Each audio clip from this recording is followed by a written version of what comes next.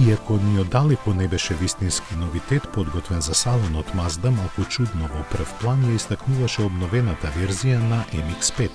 На тој начин можеби сакаше да каже дека се уште е прерано за низиниот наследник кој сите го препознаа во концептот Iconic SP, чија ознака јасно асоцира на чие наследство стреми. Но уште почудно беше тоа што инженерите на марката се решија да го опремат со електропогон со 370 конски сили, чиј извор на струја, откако ќе се испразнат батериите, ќе биде ротационен ванкел мотор.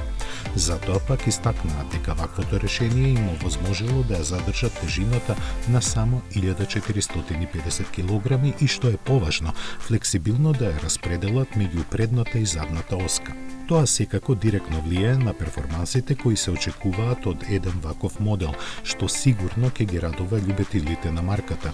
За нив исто така значајно е и што се враќаат светлата на подигнување кои беа присутни само кај првата и најпродаваната генерација на MX-5 Miata.